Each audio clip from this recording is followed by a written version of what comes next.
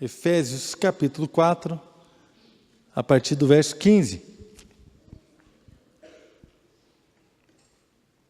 Amém? Mas, seguindo a verdade em amor, cresçamos em tudo naquele que é a cabeça, Cristo, de quem todo o corpo bem ajustado e consolidado pelo auxílio de toda a junta, segundo a justa cooperação de cada parte, efetua o seu próprio aumento para a edificação de si mesmo em amor. Vamos orar. Senhor, nós queremos te agradecer, Deus, Pai, pelo testemunho do Johan, por aquilo que ouvimos, pela mão do Senhor, pelo cuidado, pela bênção, pela ousadia desses jovens, da igreja que o Senhor levantou naquele país, no Nepal, pela ousadia, pela obediência desses irmãos. Ó Deus, e agradecer ao Senhor também pelo Dia dos Pais, pela vida de cada pai aqui, de cada homem de Deus. Ó Deus, agradecer ao Senhor porque temos esse tempo maravilhoso, Deus, livremente, como nós acabamos de ouvir. Os irmãos estavam num país onde é proibido pregar o Evangelho. Nós estamos aqui livremente, podendo falar da sua palavra, meditar, expressar a nossa fé, com alegria, viver em comunidade. Ó Deus, isso é maravilhoso. Nós oramos pelo nosso país, oramos para que esse tempo valha a pena. Deus, que não seja uma liberdade que seja desprezada por nós como igreja, que não seja uma liberdade que possa ser desprezada por cada um de nós individualmente, mas que nós possamos viver tudo aquilo que o Senhor tem nos preparado para nós, em nome de Jesus. Amados, nós lemos aqui que cada parte deve cooperar com o crescimento do corpo de Cristo. Outra versão diz que o corpo ajustado e unido pelo auxílio de todas as juntas cresce e edifica-se a si mesmo em amor, na medida que em cada parte realiza a sua função. Cada parte do corpo realiza a sua função. Eu gostaria de tomar esse tempo hoje que nós temos para meditar na palavra como igreja, e falar um pouco daquilo que nós podemos fazer e daquilo que nós devemos fazer para fazer a nossa função, a minha função individualmente, não é? Então, quando nós chegamos no Evangelho, quando nós nos aproximamos do Senhor, cada um de nós traz consigo uma história, uma vida, um tempo, uma vivência, experiências que foram vividas. Como o Johan falou aqui, né? Olha, antes eu estava levando uma vida assim, né? Eu estava indo nos barzinhos, eu estava bebendo, estava curtindo a vida, não sentia nenhum vazio, não sentia nenhuma necessidade, minha vida estava muito boa. Mas quando eu experimentei a vida de Deus, quando eu experimentei a unção de Deus, quando eu experimentei aquilo que Deus tem para fazer na minha vida e na vida das pessoas, eu desisti daquela vida que eu estava vivendo. Por quê? Porque esta vida é muito melhor. Amém? Então, eu queria contar um pouco para vocês hoje, no Dia dos Pais, um pouco sobre a minha vida, sobre a nossa casa, sobre a nossa família. Nós entendemos aqui que esse texto está falando da igreja, está falando da família de Deus, né? Todo o corpo bem ajustado, essa família cresce, ela edifica-se a si mesma. Então, eu me lembro quando eu me casei com a Adriana, depois de 7 anos de namoro, nós não conhecíamos o Senhor Jesus, não conhecíamos a palavra, nós não tínhamos a nossa vida toda voltada para o Evangelho, como hoje. Então, nós nos casamos em 1989. Não é? Então, eu sempre fui apaixonado pela Adriana desde o primeiro dia que a vi. Não é? Ela demorou um pouco, mas agora já caiu na rede, é peixe. Ela demorou um pouco mais, mas depois que ficou apaixonada, diz ela que está apaixonada até hoje, eu acredito. Não é? Então, eu lembro, desde a primeira vez que eu vi a Adriana, eu fiquei apaixonado. Mas o ser humano, ele tem um egoísmo dentro de si, não é? Embora eu fosse apaixonado pela Adriana, a impressão que eu tinha da vida é que eu precisava ser feliz. Eu me casei com ela para ser feliz. Eu não me casei com a Adriana para fazê-la feliz. Eu estou sendo bem sincero, não é? A gente fala que você precisa casar para fazer o outro feliz. Irmãos, mas naquela época, quando eu não conhecia a Bíblia, eu casei com a Adriana para ser feliz. não é? E a Adriana também casou comigo para ser feliz. E ela dizia assim: eu vou casar com esse camarada, se der certo, deu. Se não der, primeira oportunidade, eu caio fora. Não é? E essa era a maneira que a gente pensava, era a nossa maneira de pensar. E nós nos casamos, estávamos caminhando assim. Eu sei onde estaria o meu casamento hoje se Jesus não tivesse entrado na minha vida e na minha história. Não é? Então, em 1 ano e pouquinho de casado, 1 ano e meio de casados, nós tivemos um encontro com Jesus. E ali, irmãos, ao mesmo tempo que nós conhecemos a Jesus, e foi ao mesmo tempo, praticamente, na mesma época, nós começamos a nos aproximar da palavra, começamos a ver testemunhos, começamos a ver pessoas sendo mudadas, transformadas, e o Senhor começou a cativar e conquistar o nosso coração. E quando nós nos rendemos ao Senhor e entregamos a nossa vida a Ele, junto com a nossa conversão, veio também uma ideia, um entendimento de que o projeto de Deus é maravilhoso e é muito maior do que a minha individualidade. Amém, irmãos? Deus, ele é muito maior. Aquilo que Ele tem para nós, aquilo que Deus tem para mim, para a minha vida, é muito maior do que eu mesmo estar centrado em mim, mas está centrado na sua própria glória, está centrado naquilo que Deus quer fazer através da minha vida, daquilo que Deus pode fazer através da minha vida. Então, fazendo um paralelo com a família de Deus, com o reino de Deus, nós entendemos que quando nos convertemos, Deus ajustou a nossa vida.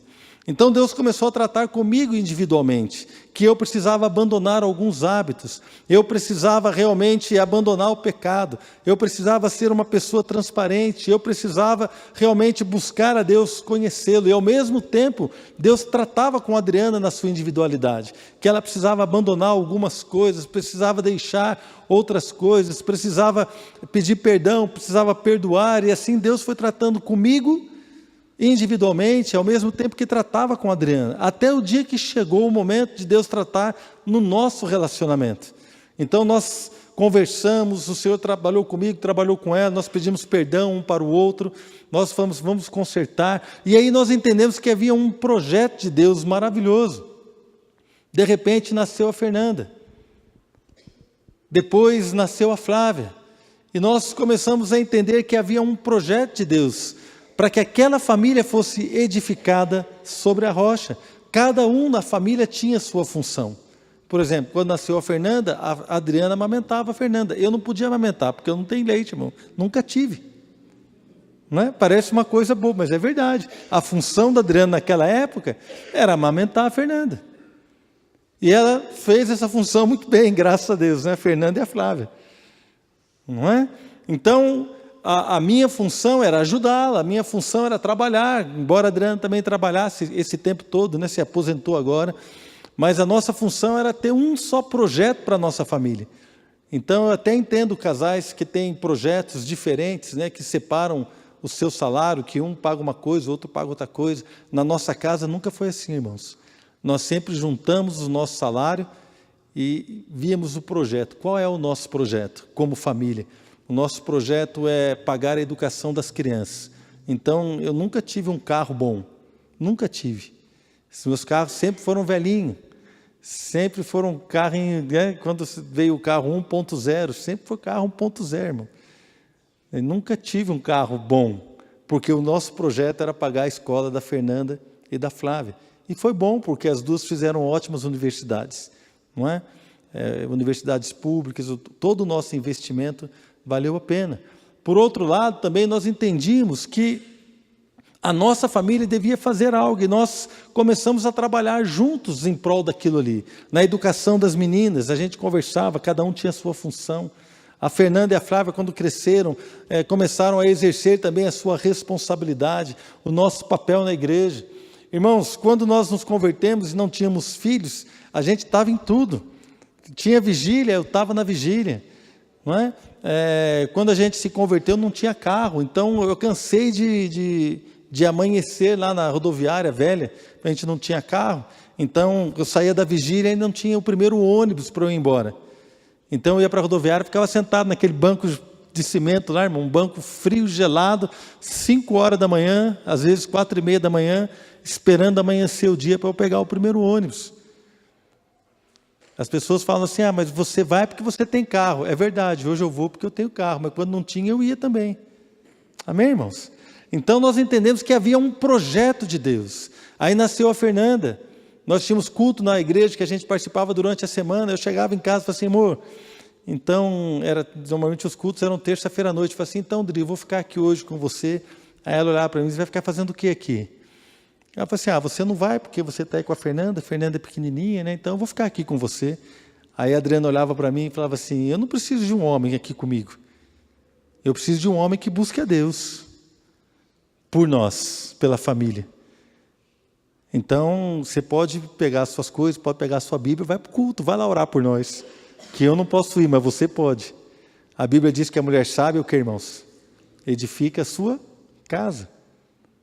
Não é? Então, ela fala, vai lá. E eu ia. Algumas vezes eu ia meio contrariado, porque eu estava com preguiça, irmãos. Queria ficar com ela, às vezes queria ficar com as crianças. E Deus foi trabalhando conosco. Depois nasceu a Flávia, a mesma coisa. Tinha dia que eu chegava em casa, não, hoje eu vou ficar com vocês. A Adriana falava assim, não, vai nada. Vai buscar o Senhor. Porque eu preciso de um homem que busque a Deus. Quantas irmãs precisam de um homem que busque a Deus? Diga amém. Poucas irmãs, né? Aproveita agora, irmã. Quantas irmãs querem que seu marido seja um homem de Deus? Diz amém. Pouca gente. Então vou falar para você, irmão. As irmãs estão com vergonha de falar, mas eu vou falar para você. O que você precisa é buscar a Deus. Entender que o projeto para a sua família passa por você como marido, como sacerdote, como homem de Deus. Sabe por que às vezes nós temos algumas discussões, algumas situações que as mulheres se levantam e não confiam em nós? Porque nós não oramos. Porque se você estiver orando, Deus vai te dar autoridade. Eu sei disso. Eu quis vender uma casa. Nós tínhamos uma casa. E eu falei, teve uma proposta, a Adriana falou assim, mas Marcelo, como é que vai ser isso? Eu falei assim, meu amor, eu tenho orado por essa situação há muito tempo. Você pode ficar tranquila, porque Deus vai nos abençoar. Podemos vender a casa, não se preocupe. Sabe o que aconteceu, irmãos? A Adriana olhou para mim e falou assim, amém. Se você está dizendo, eu concordo. Que bênção, irmãos. Vocês já pensaram Noé? Noé um dia chegou em casa e falou assim para a mulher dele, né? A Bíblia não fala o nome da mulher de Noé, né? Não fala o nome dela. Mas ele chegou para a esposa dele e falou assim, meu amor, Deus falou comigo, vai chover, tem que fazer uma arca. Nunca tinha chovido. Aí a mulher dele olhou para ele e falou assim, e assim, você ainda vai me ajudar a fazer a arca, os filhos, vão todo mundo nesse projeto aí. Esse camarada era firme, né? Porque já pensou se botar a sua família num projeto desse, porque Deus falou comigo, e Deus tinha falado com ele, amém, irmãos? E a família acreditou, porque Noé era um homem de oração. A Bíblia diz que quando Deus olhou para a terra, viu um homem justo, esse homem era Noé. E Deus teve um propósito com ele. Se Deus enxergar justiça no teu coração, se Deus enxergar uma busca no teu coração, se Deus enxergar algo na sua vida que chame a atenção dele, você que é homem, você que também é mulher, Deus vai ter um projeto para você, para salvar a sua casa, a sua família e fazer algo maravilhoso. Deus precisa olhar para nós e ver algo em nós. Uma busca, uma fome, um desejo.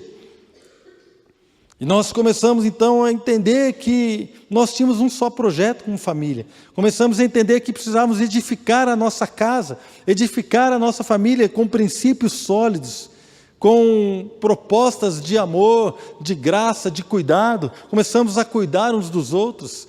Começamos a orar pelas nossas finanças, começamos a orar pela nossa vida sentimental, começamos a orar pelas nossas filhas. Eu lembro quando nasceu a Fernanda, nós oramos por ela no dia que antes dela nascer, a gente já orava. Quando a Adriana ficou grávida, eu orava com ela todo dia.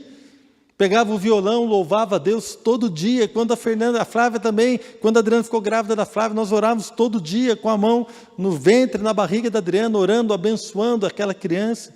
Quando elas nasceram, nós pegamos, apresentamos ao Senhor ainda na maternidade, oramos pela família delas, oramos pelos maridos que elas iriam ter, abençoamos o seu ministério, abençoamos a vida delas, porque entendemos que Deus tem um projeto maravilhoso e vale a pena viver o projeto que Deus tem para nós. É tudo de bom, irmãos. Aquilo que Deus tem preparado para eu viver, para você viver, é maravilhoso.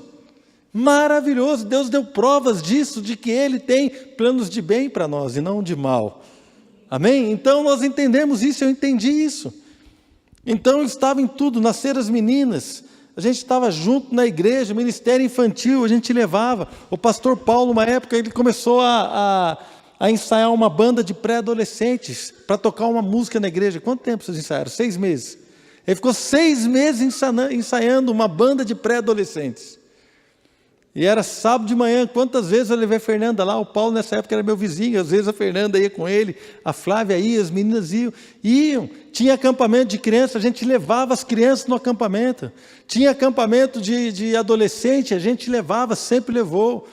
Tinha acampamento de mulheres, de jovens, eu sempre mandei a Adriana, as crianças, a Fernanda e a Flávia, nós sempre enviamos.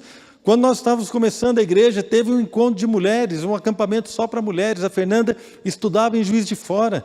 Nós fizemos um esforço para comprar uma passagem de avião para ela. Ela só ia de ônibus, saía daqui de tarde para chegar lá de madrugada. Mas nesse final de semana nós nos programamos e nós fizemos um esforço e compramos uma passagem de avião para a Fernanda voltar para Juiz de Fora. Por quê? Porque nós queríamos que ela estivesse junto com a igreja, porque há um projeto de Deus, cada um precisa fazer a sua parte, para que a igreja, para que o reino seja edificado. Então nós entendemos isso e começamos a caminhar dessa forma, irmãos. Hoje, o mundo despreza essas coisas. O mundo desprezar a Deus, está tudo bem. O problema é quando os cristãos começam a desprezar a função que nós temos na igreja. As pessoas terem uma vida alheia a Deus, separada de Deus, eu entendo. O problema é quando o cristão fecha em si mesmo o seu projeto. O problema é quando um homem ou uma mulher de Deus, que são chamados para desempenhar a sua função para a edificação do corpo de Cristo, para a edificação do reino de Cristo, essas pessoas se fecham em si mesmas, no seu egoísmo, nas suas coisas, nos seus projetos, e perdem o que Deus tem de mais bonito, que é usar a sua vida para glorificar o seu próprio nome. Isso é lindo na sua vida. Eu estava olhando, eu estava perto aqui do irmão do Johan. Talvez você não tenha percebido, mas eu estou vendo o olho dele brilhando. Nós quase fomos presos lá, irmão. Chegou o policial, o olho dele estava brilhando. De alegria, porque quase foi preso. A sua mãe já ouviu essa história? Já, né?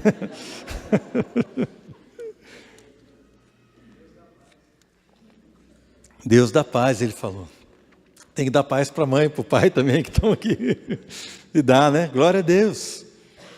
Mas por que o olho brilha, irmãos? O olho brilha quando você está entendendo que o projeto vai além da sua pessoa e o nome de Deus vai ser exaltado e glorificado na sua vida. Quando você entende que você está edificando a sua família para que a sua família exerça o papel dela, a função dela na igreja. Quando você entende que aquilo que você está fazendo para o reino glorifica o nome de Deus, é um projeto de Deus para nós. E quando nós olhamos para esse texto aqui de Efésios, irmãos, nós vemos aqui no capítulo 4, versículo 15, seguindo a verdade em amor. Irmãos, seguindo a verdade, a primeira coisa que eu preciso fazer para edificar o reino, para fazer a minha função, para que o corpo de Cristo, para que a igreja, para que o reino seja edificado, eu preciso seguir a verdade.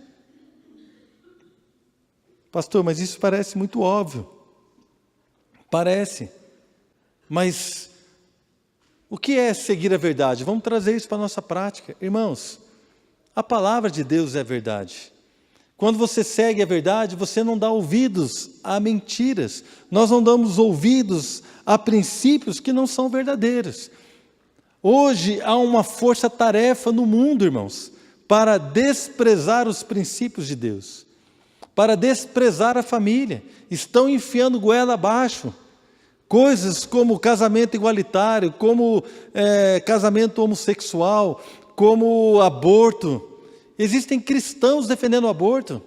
Tem uma pastora de uma igreja, não lembro, da igreja luterana, que foi lá no STF, e houve uma audiência pública, ela foi lá usar a Bíblia para defender o aborto.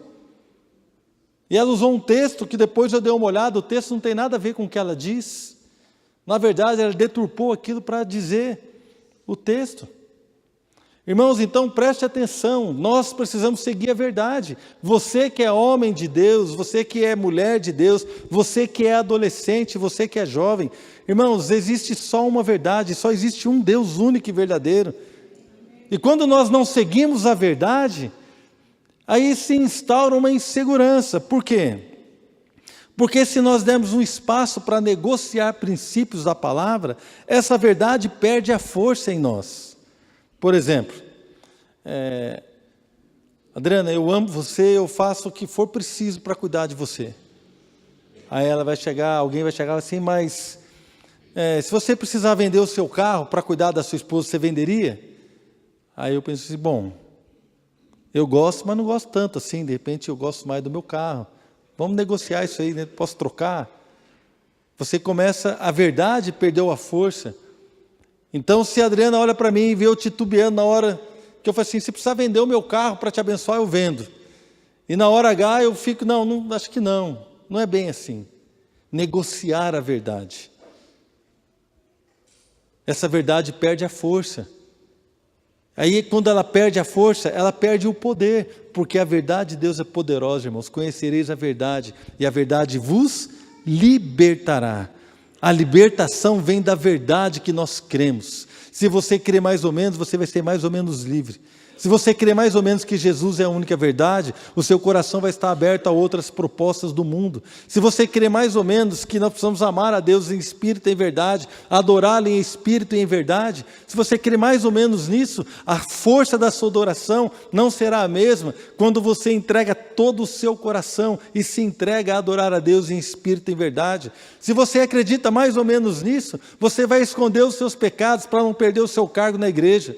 Se você acredita mais ou menos nisso, você vai esconder os seus pecados para que o seu pai e a sua mãe não fiquem pegando no seu pé. Se você acredita mais ou menos na verdade, você vai escondê-la para que a sua esposa não fique chateada, para que o seu marido não fique chateado com você. Se você não acredita que a verdade é o melhor caminho de Deus e que Jesus é a verdade, e quando andamos na verdade, essa verdade nos liberta, irmãos, se é mais ou menos, ou não é, mais ou menos ela perde a força. Agora, se é verdade para você, irmãos, nada pode segurar a sua vida, nada pode deter a sua vida, nada pode deter a sua autoridade, nada pode ir contra a sua família, nada pode abalar o seu casamento. Se você anda na verdade de Cristo, se você anda na verdade da palavra, se você anda na verdade, irmãos, nada pode ir contra você.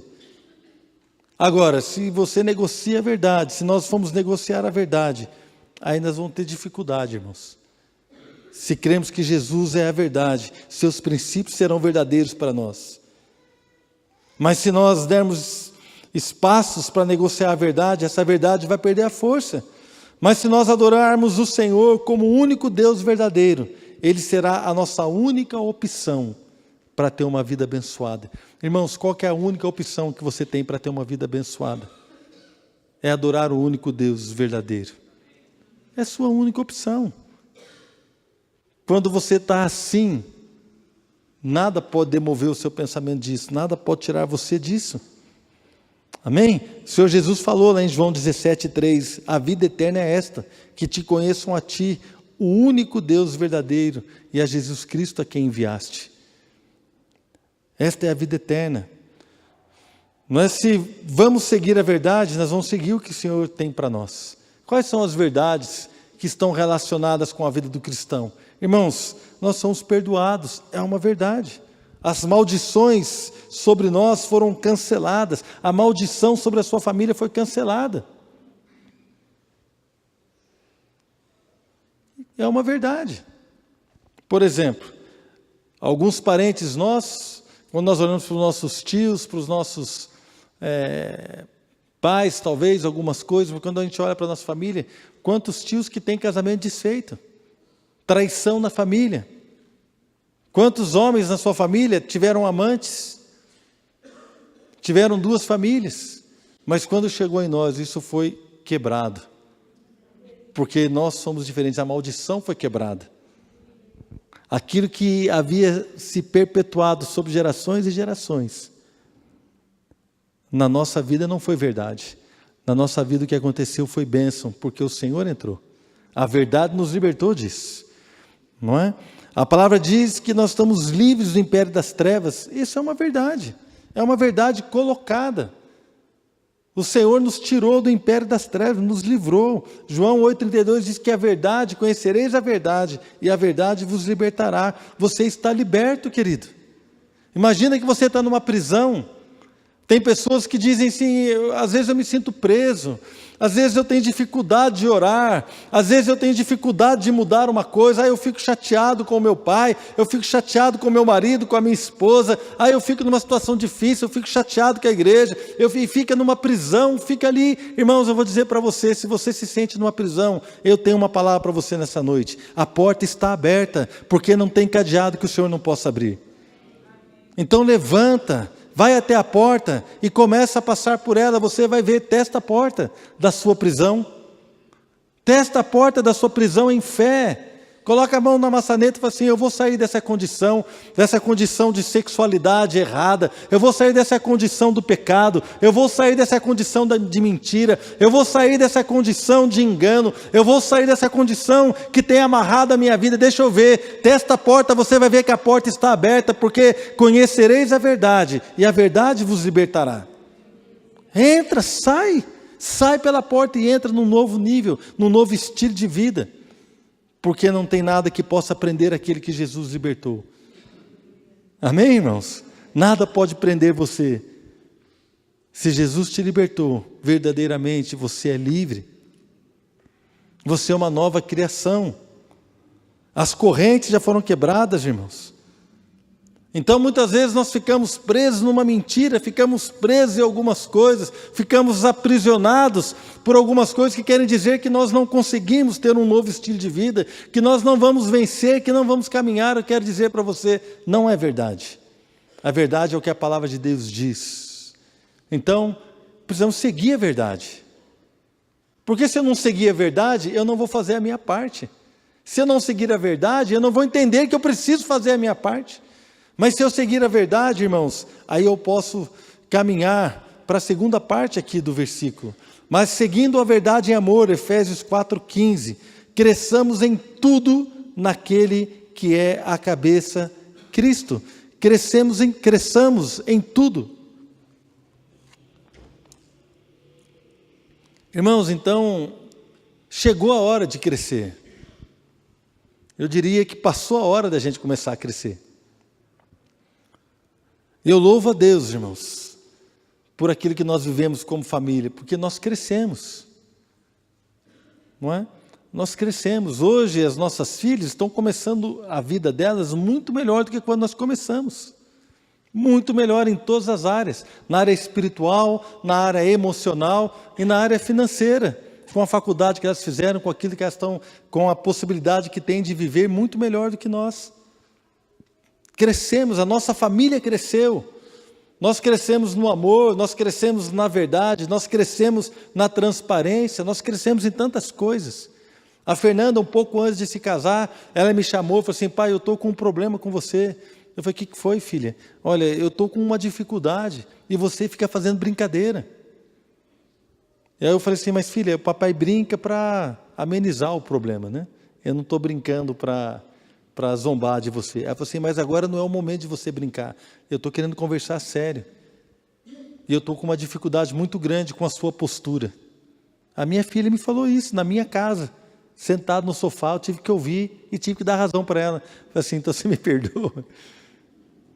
Me perdoa, filha, eu vou prestar atenção, vou tentar não brincar quando você falar assim. Então, ela falou: então tá bom, pai, então eu te agradeço. E a partir daí o nosso relacionamento cresceu, para um novo nível de maturidade, para um novo nível de amor, para um novo nível de intensidade. Irmãos, quando você segue a verdade, ela podia ficar chateada, ela podia ficar ali magoada, ela podia ficar no seu mundo, reclamar para a Flávia: ai, eu não aguento mais o pai. Ela podia vir aqui falar para a Adriana: ai, eu não aguento mais o jeito do pai. Ela podia ficar murmurando para Deus: eu não aguento mais meu pai, Deus, eu não aguento mais meu pai, Deus. Mas o que ela fez? Ela sentou comigo, olhou no meu olho e falou assim: pai, eu estou com uma dificuldade, porque você tem agido assim e assim, e isso tem magoado o meu coração. Irmãos, isso é verdade. E isso, a verdade, nos leva a crescer, porque quando você segue a verdade, você cresce. Chegou a hora, irmãos, de crescermos em todas as coisas, crescer em maturidade emocional, crescer espiritualmente. Chegou a hora, aliás, já passou da hora. Até quando nós vamos ficar nos mesmos problemas? Até quando nós vamos ficar reclamando da mesma coisa? Até quando nós vamos ficar presos na mesma coisa? Queridos, quando nós seguimos a verdade, nós entendemos que o Senhor já nos libertou. Quando nós seguimos a verdade, entendemos que já fomos perdoados. Quando nós seguimos a verdade, nós entendemos que a maldição sem causa não se cumpre, ela não tem força sobre nós. Quando nós seguimos a verdade, nós entendemos que aquele que está com Deus, ele pode vencer todas as coisas. Davi disse: ainda que um exército se acampe contra mim, eu não temerei. Com o Senhor eu farei proezas, saltarei muralhas. Amém, irmãos? O Senhor me ungiu como a força de um boi selvagem, com a força. O Senhor adestra as minhas mãos para a batalha, persegui os inimigos e os alcancei. Os destruí, sob os pés do Senhor caíram. Isso é um salmo, a gente canta, né? Não mais se levantaram. Mas é um salmo de alguém que acreditou na verdade, de alguém que acreditou na unção de Deus, de alguém que acreditou que com Deus, irmão, você pode fazer qualquer coisa. Porque este é o desejo do Senhor: libertar você, abençoar você, resgatar a sua vida, fazer algo tremendo, fazer com que você ande na verdade, que você cresça em tudo. Mas o final não é você. Porque se o final da obra de Deus fosse eu mesmo, o Senhor vem e me salva, já estou salvo, não preciso mais nada, vou embora, vou para a glória. O final não sou eu, não é a minha família. O final é que Deus quer edificar o seu reino, Deus quer edificar a sua igreja, o Senhor quer usar a sua vida para edificar o corpo de Cristo, para abençoar outras. Precisamos crescer, irmãos. Sem crescimento, não tem como. Porque nós vamos ficar olhando para nós. Sem crescer no entendimento de que Deus tem algo melhor para você, nós vamos ficar nessa vida. A gente fica naquela vida, não, tá bom, não, tá bom. Não, hoje eu não vou no culto, não, hoje não, está frio. Estudar a palavra, para quê? Sexta-feira? Sexta-feira é tranquilo, dia de chegar em casa, ficar tranquilo. Irmão, se você não pode vir estudar, eu entendo. Mas se você pode estudar a palavra, vem estudar, querido. Você não tem nada a perder, vai estar com pessoas que amam a Deus, você está em comunhão com aqueles que querem crescer, você vai crescer. Seguindo a verdade em amor, cresçamos em tudo. Você precisa crescer em tudo. Você e eu precisamos crescer em todas as coisas. Nem lembro se foi semana passada ou semana retrasada, já não lembro mais. Nós tivemos uma reunião com os pais dos pré-adolescentes e a gente estava conversando lá e foi gostoso, né? Eu tive a oportunidade de ministrar a palavra para eles. Irmãos, foi muito gostoso lembrar algumas coisas que Deus havia feito na minha vida, estava fazendo, não é? E eu estou lembrando que a gente precisa crescer. E uma das coisas que eu falei para eles, foi assim: irmãos, eu não tenho assim saudades da época das minhas filhas, quando elas eram pequenas. Eu não tenho saudades de quando elas eram adolescentes. Porque quando elas eram pequenas, eu desfrutei cada momento. Quando elas eram adolescentes, nós desfrutamos cada momento. Quando elas foram crescendo, a gente desfruta cada momento. Nós precisamos crescer.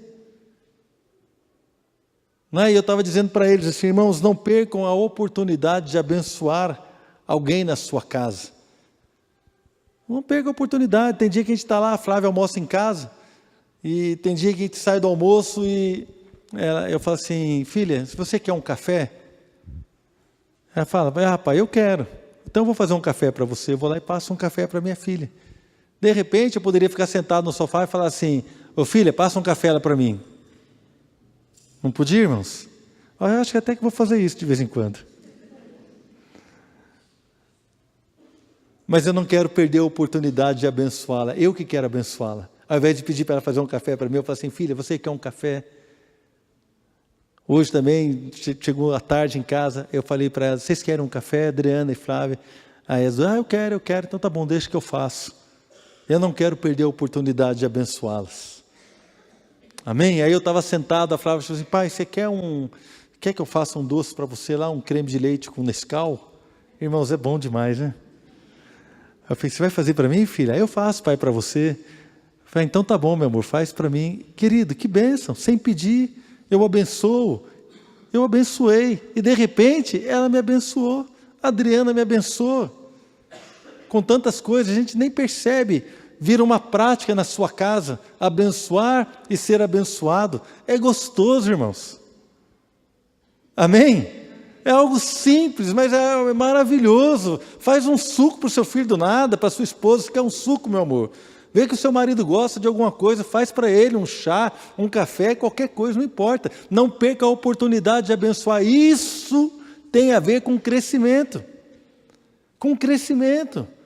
Porque há uma maldição sobre a humanidade nesses dias. Há uma maldição, irmãos, que está pairando sobre a humanidade nesses dias. Cada um quer cuidar da sua vida. O pessoal para o carro em qualquer lugar, entra na sua frente, o cara estaciona em fila dupla, tripla, ninguém está preocupado com nada. As pessoas querem resolver o problema delas. Na igreja é assim também, a pessoa quer ouvir uma boa pregação, quer ouvir uma boa música, a pessoa quer sentar, ouvir e depois vai embora. E se não tocou a música que ela gosta, ela reclama porque a igreja não toca o tipo de música que ela gosta. Há uma maldição hoje sobre a humanidade quer ser satisfeita a qualquer custo. E vai procurar um lugar que vai satisfazer os seus desejos. Mas eu quero dizer para você, querido, a igreja que eu creio é uma igreja que se edifica em amor. É uma igreja que cada membro faz a sua parte. Cada pessoa exerce a sua função na sua casa, na sua família, na sociedade, na igreja. E o corpo de Cristo cresce em amor. O reino de Deus é edificado e o nome do Senhor é glorificado. Qual é o tipo de vida que nós queremos? Cresçamos em tudo. A Bíblia diz que cresçamos em tudo. Versículo 16. De quem todo o corpo, bem ajustado e consolidado, pelo auxílio de toda a junta, segundo a justa cooperação de cada parte, efetua o seu próprio aumento para a edificação de si mesmo em amor. Tem a tradução aqui da NVI, né, que diz que cresce e edifica-se a si mesmo em amor, na medida em que cada parte realiza a sua função. O apóstolo Pedro diz, 1 Pedro 4,10, servir uns aos outros, cada um conforme o dom que recebeu, como bons dispenseiros da multiforme graça de Deus. O corpo edifica-se a si mesmo em amor. O amor, irmãos, é a causa de nós trabalharmos no reino de Deus, é o amor. Sem amor, não vai. Agora eu vou dizer algo para vocês, queridos. O amor que Deus quer que a gente tenha para trabalhar uns com os outros é um amor que vem do próprio Deus.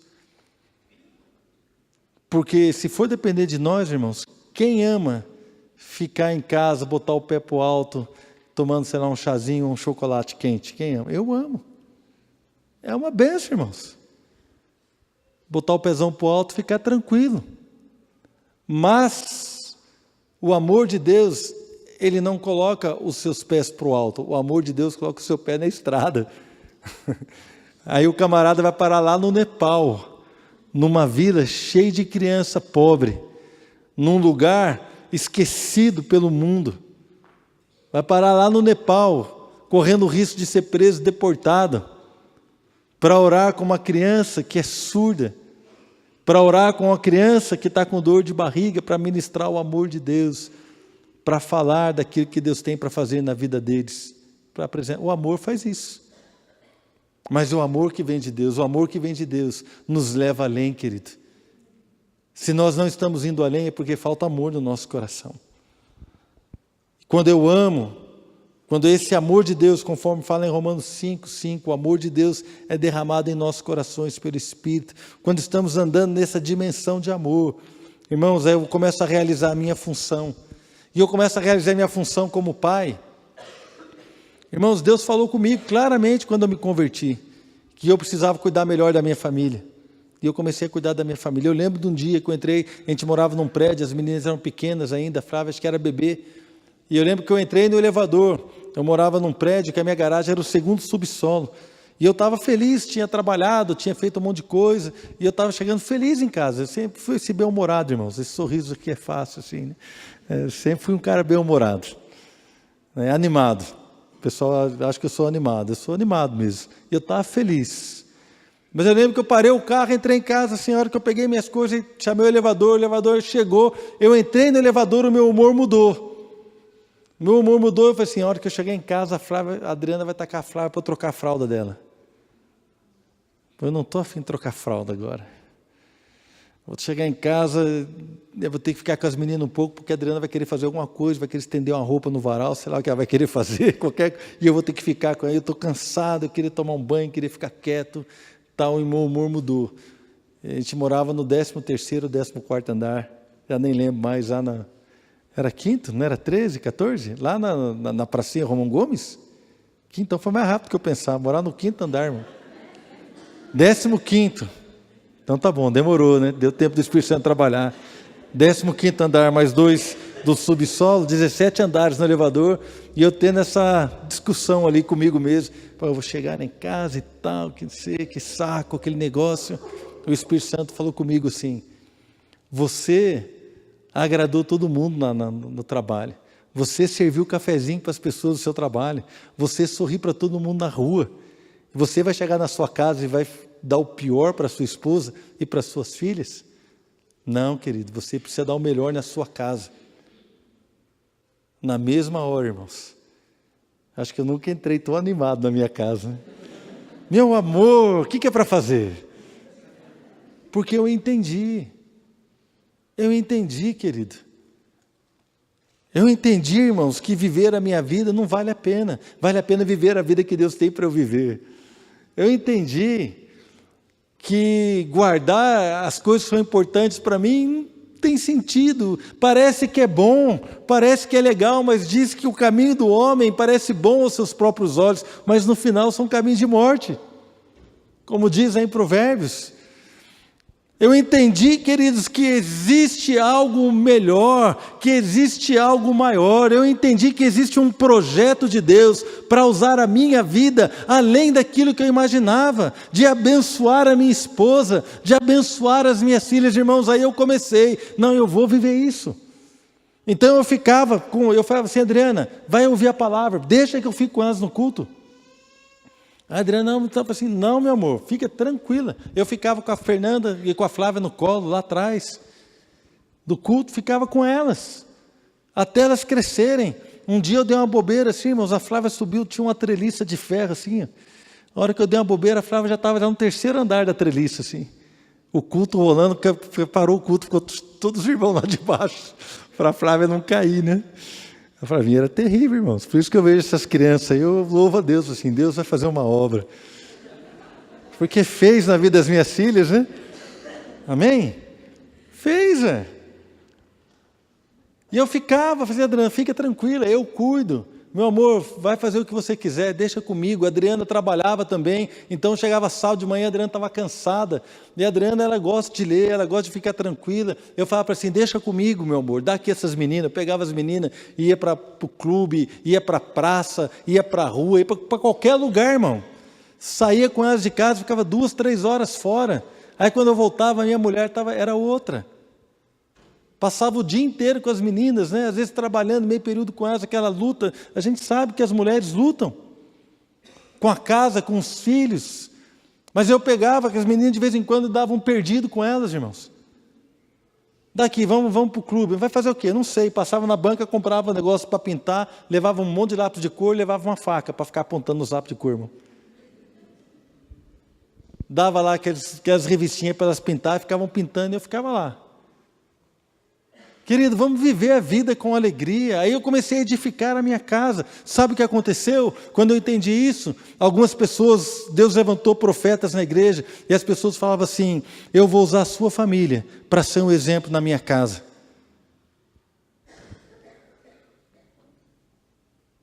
Quantas pessoas chegam para nós e falam assim, nossa pastor, a sua família é um exemplo para nós. Irmãos, eu fico tranquilo, porque eu sei que não sou eu sei que não é Adriana, eu me conheço. Irmãos, eu me conheço.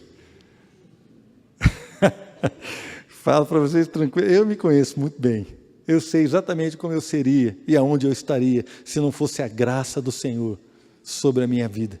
Mas eu quero dizer algo para você, houve esforço, irmão. Houve esforço, eu perdi muita coisa para ganhar essa condição de Deus, em Deus. E você quer que eu te fale algo? Eu não olho para trás com arrependimento, pelo contrário, eu olho para trás com alegria de tudo aquilo que eu deixei de fazer, de todas as coisas que eu deixei de comprar, de todas as coisas que eu não pude fazer, porque eu estava com a minha esposa e com as minhas filhas. Eu não me arrependo de nada, pelo contrário, eu louvo a Deus, porque o Senhor me fortaleceu, Ele me deu força, me deu entendimento. Eu quero exortar você, cresça. E eu comecei a servir a minha família, comecei a servir a minha esposa, as minhas filhas, e Deus começou, sabe fazer o quê? Usar isso para edificar a sua casa, edificar a igreja, edificar o reino. Irmãos, faça a sua parte, em primeiro lugar na sua casa, faça a sua parte no seu trabalho, seja honesto, seja uma pessoa séria, seja uma pessoa íntegra, com um vocabulário correto, com brincadeiras corretas, ande em santidade, faça a sua parte, porque o corpo de Deus, ele começa a ser edificado quando cada um faz a sua parte.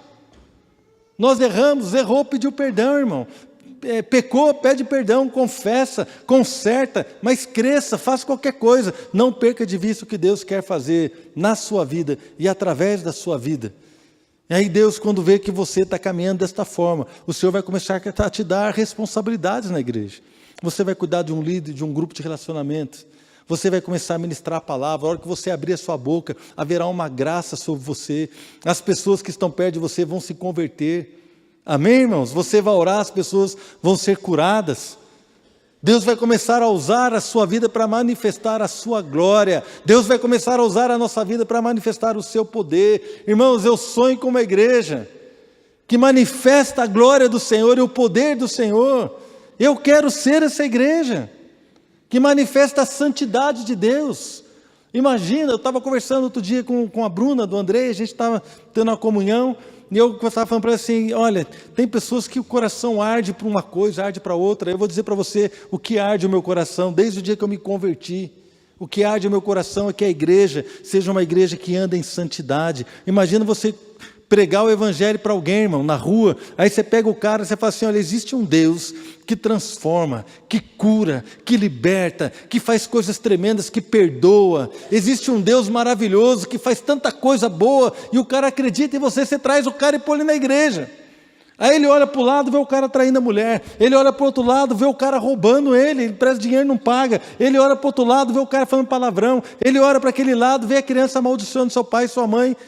Mas que raio de Deus é esse? Então o meu sonho é ter uma igreja, estar numa igreja e viver numa igreja que anda em santidade, que nós podemos trazer qualquer pessoa e falar assim, olha, o nosso Deus transforma, olha aqui para a vida desse irmão, olha para a vida dessa irmã, olha para essa família, olha para esse homem, olha para essa mulher, olha para esse adolescente, existe um Deus que transforma.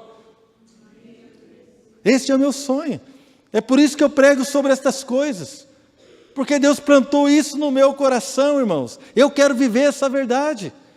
Mas o que é que Deus plantou no seu coração? Deus quer me usar para que eu faça a minha parte, a minha função, para que eu faça a minha parte, para que a igreja, o reino seja edificado. Mas o que Deus plantou no seu coração? Nossa, o meu sonho, pastor, é que as crianças conheçam a Deus. Então você vai trabalhar no ministério infantil, vai ser uma bênção. O meu sonho é que os jovens, aí você vai trabalhar com jovens. O meu sonho é que o louvor toque as pessoas, você vai ser um ministro, um músico.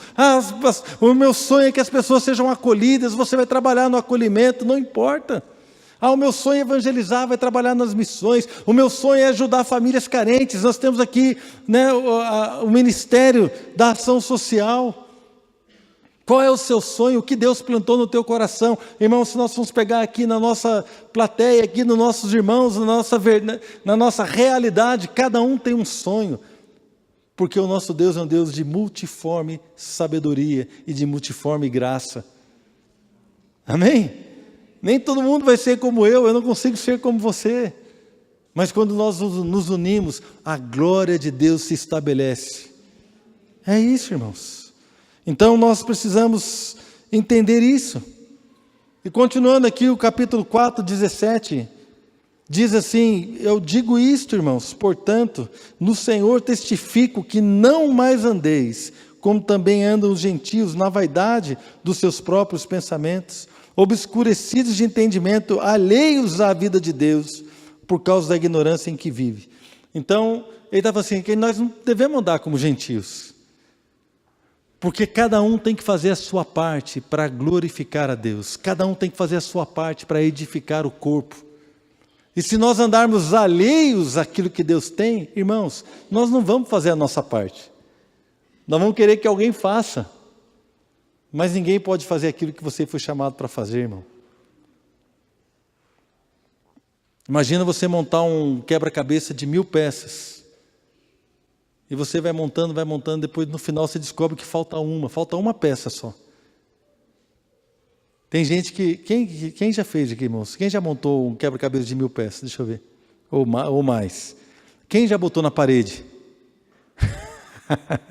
Você colocaria na sua parede um quebra-cabeça de 1000 peças que falta uma peça? Eu acho que não. Por quê? Porque está faltando uma peça, mas são 1000, tem 999, só falta uma, pô. Mas não está completo. Falta uma pecinha. Irmãos, o reino de Deus é assim, se faltar uma pecinha, está incompleto. Aqui na igreja, se você não exercer a sua função, está incompleto aquilo que Deus tem. Deus tem coisas maravilhosas para nós, irmãos, como igreja, para ganhar esse bairro, para ganhar essa cidade, para falar do amor de Deus, para ganhar a sua família, para fazer tantas coisas. Deus tem coisas maravilhosas para fazer em nós e através de nós, mas não podemos andar alheios. Há um desejo de Deus para usar a sua vida, querido. O apóstolo Paulo, ele fala, nos adverte, não fiquemos alheios à vida de Deus. Não fiquemos alheios a este projeto. Irmão, que privilégio, querido. Que privilégio. Olha só o que João fala em 1 João 3,1. Vede que grande amor nos tem concedido o Pai, a ponto de sermos chamados filhos de Deus. Olha, então esses irmãos entenderam. Olha que grande amor, a ponto de nós sermos chamados filhos de Deus, fala de uma família. Quando Paulo for orar aos Efésios, capítulo 3, 14, ele fala assim: por esta causa eu me ponho de joelhos diante do Pai, de quem toma o nome toda a família. Você toma o nome do Pai, toda a família. O meu sobrenome é Araújo, porque o meu pai é Araújo, eu tomei o nome do meu pai. Nós temos por sobrenome o nome do nosso Deus, porque nós tomamos, Ele nos deu isso. Somos da família de Deus, devemos agir assim. Enquanto eu meditava nessa palavra, eu quero também dizer que talvez você não tenha boa lembrança da sua família. Talvez você não tenha boas lembranças, hoje é dia dos pais. Talvez você não tenha boas lembranças dos seus pais. Talvez você não tenha boa lembrança de alguma coisa. Então eu creio que agora é hora de nós liberarmos perdão. Perdoar assim como Deus em Cristo nos perdoou. Não permita, querido, que o egoísmo domine a sua vida. Abençoe os seus familiares, abençoe a sua igreja, abençoe a sua família. Viva para o reino de Deus, para edificar o reino de Deus. Quando nós realizamos a nossa função, não edificamos somente a nossa vida e a nossa família, nós edificamos o reino e o Senhor recebe toda a honra, toda a glória. Eu quero ministrar isso sobre a sua vida nessa noite.